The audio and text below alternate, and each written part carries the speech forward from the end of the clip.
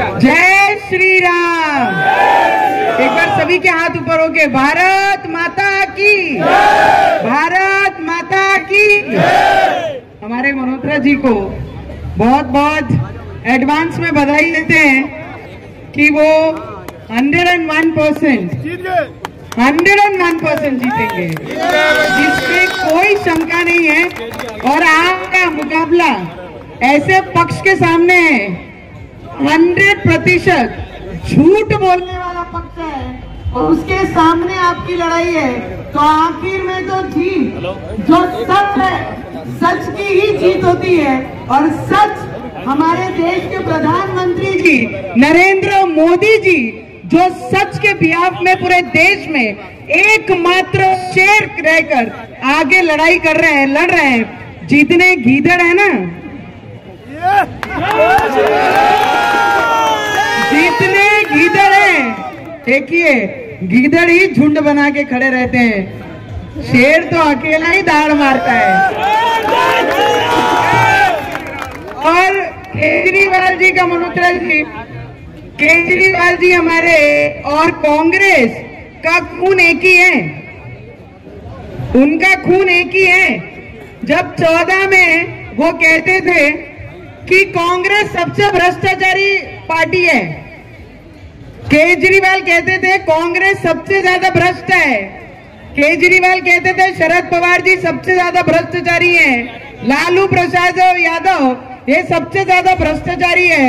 और जब एक पत्रकार ने उनको पूछा कि ये तो आपके साथ, आपके एक एक घटक बनकर आपके साथ खड़े हैं, अरे बोले मोदी जी को हराना है, भ्रष्टाचारियों के साथ हाथ मिलाना है।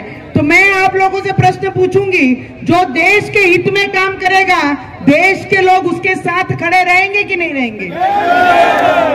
जो राम को लाएगा, जो राम को लाया है, इस देश में और इस राज्य में एक चीज बड़ी स्पष्ट है, केजरीवाल जी एक बोतल के साथ दूसरी बोतल फ्री देते हैं। हमारे मोदी जी रामलला जो पिछले 5 वर्षों से इस देश के लोग इंतजार कर रहे थे, वो मंदिर की बात करते हैं। हमारे देश के प्रधानमंत्री जहां पे मेडिकल कॉलेज आधे भी नहीं थे, उसे डबल करने का काम हमारे देश के प्रधानमंत्री ने किया है। 7 एम्स थे, उसे कितने नंबरों से बढ़ाकर आज 20 से 22 जगहों पे एम्स बनाने का काम हमारे देश के प्रधानमंत्री ने किया है। देश के स्तर को 10वें स्तर से 5वें स्तर पे लाने का काम ये देश के प्रधानमंत्री ने किया है। और आने वाले टाइम पे, समय पे 5वें स्तर से 3रे स्तर पे लाने का काम हमारे देश के प्रधानमंत्री करेंगे। अरे केजरीवाल जी, आपको एक सवाल जरूर है।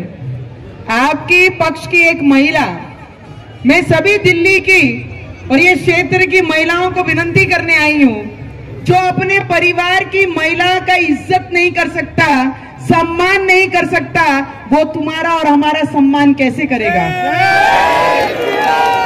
आज उनके ही पक्ष की राज्यसभा मेंबर जिनको इन्होंने, केजरीवाल जी ने अपॉइंट किया, केजरीवाल जी ने उन्हें राज्यसभा मेंबर बनाया, और केजरीवाल जी के घर में उनके पर्सनल सेक्रेटरी जब उन्हें एक रूम में लेके जाकर उनके साथ दुर्व्यवहार करते हैं, मारा पीटी करते हैं, और केजरीवाल जी आरोपी जब बनकर जेल से बेल पे रिहा होते हैं, तो केजरीवाल जी पत्रकार परिषद लेते हैं, तो उसमें मोदी जी पे वार करते हैं। पर उस महिला सांसद में जो राज्यसभा उनके ही पार्टी से बनाकर उन्होंने भेजा है, उनके साथ उनके घर में जो दुर्व्यवहार हुआ है, उस पे एक शब्द नहीं कहते हैं। तो ऐसे लोगों को हम मतदान करेंगे?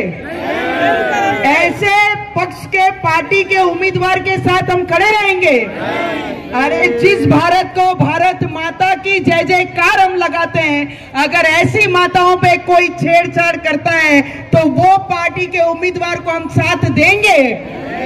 आज आपको मल्होत्रा जी मैं पहले ही अभिनंदन करना चाहूंगी। गोयल साहब ने मुझे बताया, आपके यहाँ पे कॉर्पोरेटर हमारी महिला दीदी ने जो पार्षद रही, उन्होंने बताया कि आपका संपर्क पार्टी के हर एक कार्यकर्ता से, मंडल कार्यकर्ता से लेकर हर एक कार्यकर्ता के कनेक्टिविटी में तो आपका दिल से अभिनंदन करूंगी कि आम लोगों के लिए जो काम करेगा। जिंदाबाद जिंदाबाद जिंदाबाद। देखिए, जिंदाबाद तो हमारे मोदी जी हैं, और मोदी जी का परिवार जो मोदी जी के साथ जुड़ा है उसकी जय जयकार तो हर उनके क्षेत्र में हर एक आम व्यक्ति लगा रहा है कि अगर मोदी जी कहते हैं मेरे घर में चार दीवारी में रहने वाला मेरा परिवार नहीं, इस भारत में रहने वाला हर नागरिक मेरा परिवार है, वो परिवार करके इस बार मतदान करना है। अगर एक क्षेत्र में जाकर आप देखोगे 12 बजे तक मतदान होता है और हम लोगों को धूप लगती है। हम विचारधारा जो लेकर इस मैदान में उतरे हैं, हमारे लोगों को धूप लगती है, हमारे लोगों को छुट्टी मनानी होती है, पर दूर गलियों में जब आप देखोगे, हैदराबाद का डायलॉग याद है ना, हैदराबाद का वो शब्द याद है ना।